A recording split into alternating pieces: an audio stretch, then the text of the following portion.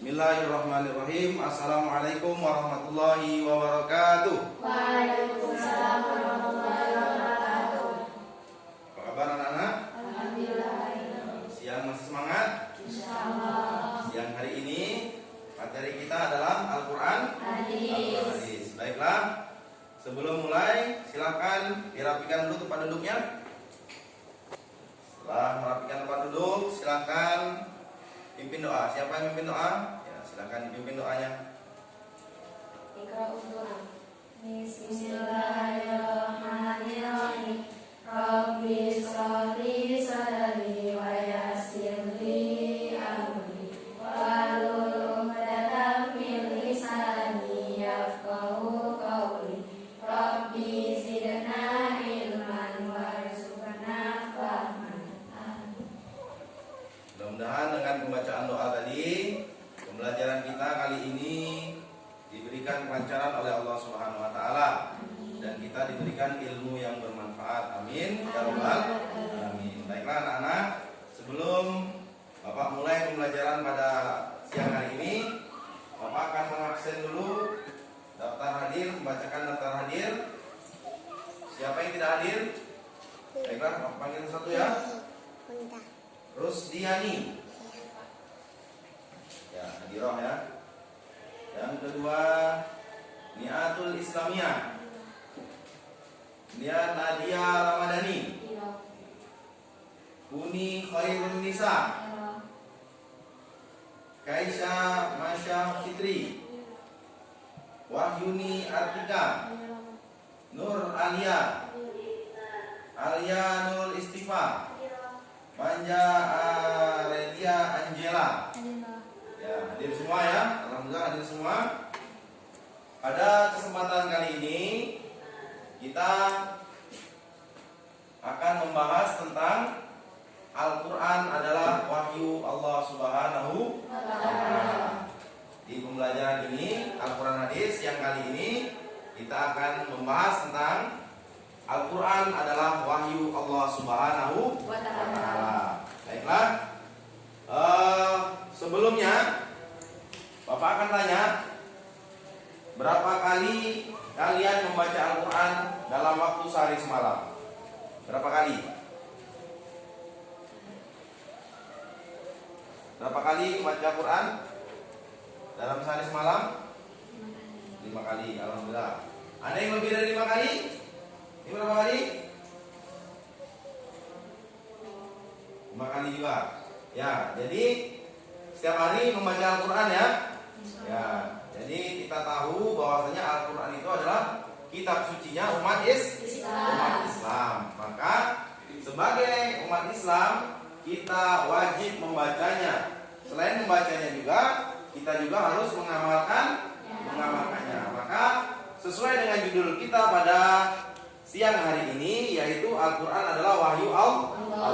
Al-Quran itu adalah wahyu yang diturunkan oleh Allah Subhanahu wa ta'ala kepada Nabi kita Muhammad sallallahu alaihi wasallam. Baiklah anak-anak, pada kegiatan sekarang kita akan melihat dulu tujuan daripada pembelajaran kita kali ini. Jadi waktu pembelajaran kita kali ini kita memiliki tujuan pembelajaran. Apa akan sampaikan dulu? Yang pertama, tujuan pembelajarannya adalah menjelaskan pengertian Al-Quran menurut para ulama. Kemudian yang kedua, tujuan pembelajaran yang kedua, menjelaskan nama-nama Al-Quran.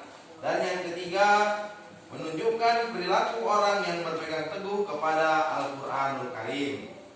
Sudah jelas semuanya tentang tujuan pembelajaran kita?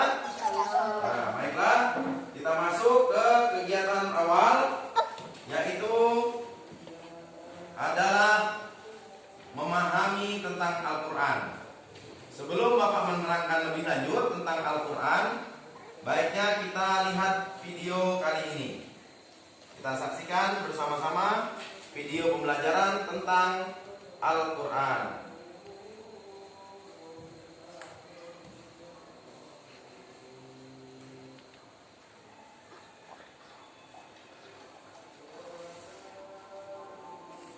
Silakan diperhatikan.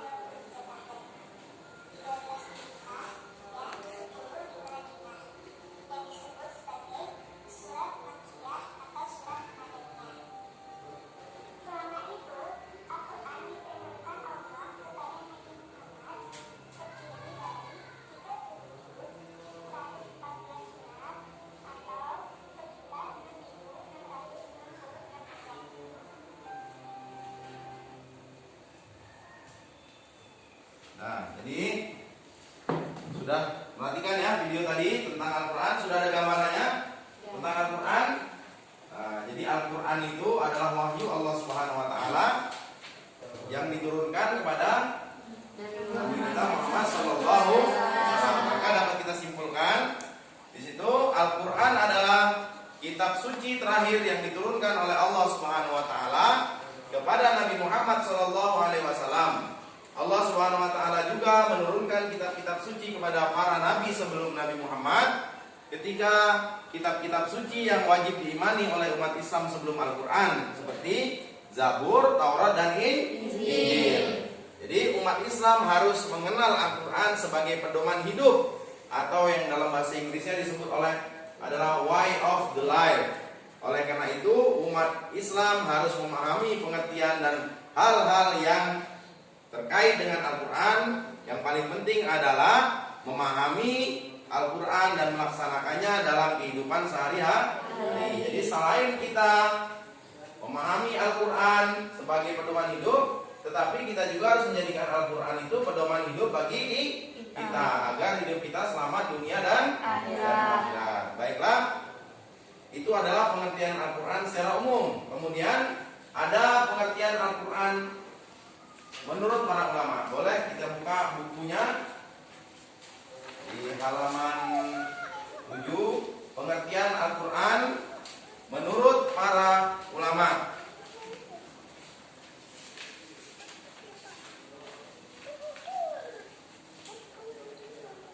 Jadi ada beberapa ulama ya.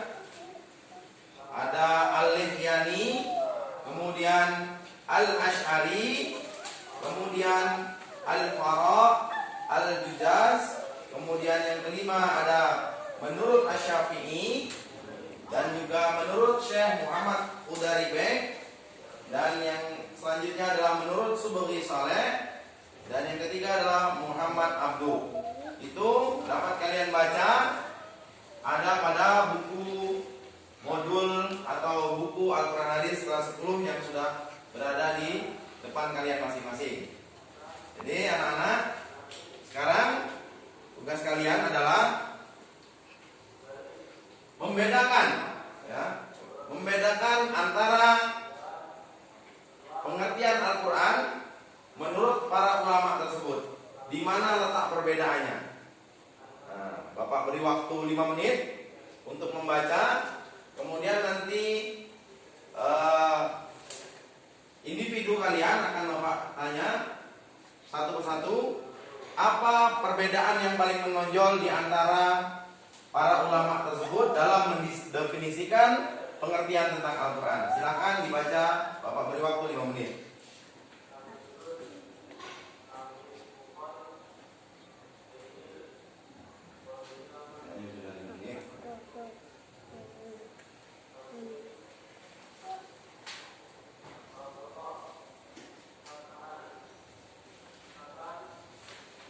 Nah, kemudian sekarang selesai, coba dibuka halaman 7. Nah, di situ ada inti daripada pengertian Al-Quran menurut para ulama tadi. Silakan dibaca.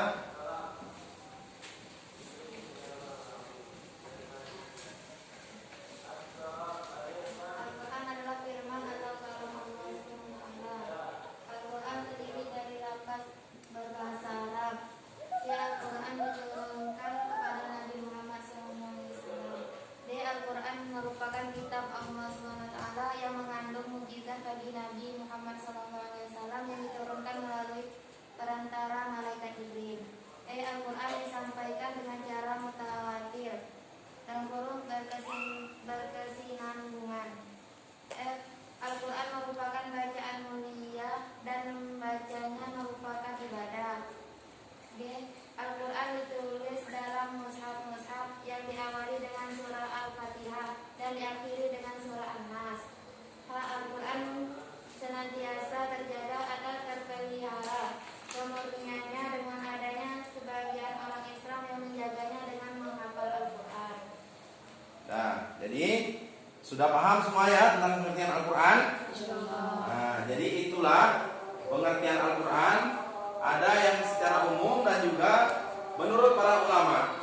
Jadi kita harus memahami semuanya itu. Baiklah, untuk tugas silakan kalian diskusikan. Ya, Bapak akan bentuk kelompok. Ini kelompok 1, kelompok 2, dan ini kelompok 3. Silakan 3 kelompok ini, ya, kalian diskusikan tentang pengertian Al-Quran baik secara umum maupun menurut para ulama. Nanti setelah kalian diskusikan, perwakilan dari kalian silakan maju ke depan untuk menyampaikan inti daripada diskusi kalian, yaitu yang pertama Al-Quran, pengertian Al-Quran secara umum, dan yang kedua adalah pengertian Al-Quran secara para ulama, menurut para ulama, ya, secara umum dan menurut para ulama tadi. Baiklah, itu tugasnya yang harus kalian kerjakan. Sudah oleh kelompok 1, kelompok 2, dan kelompok 3.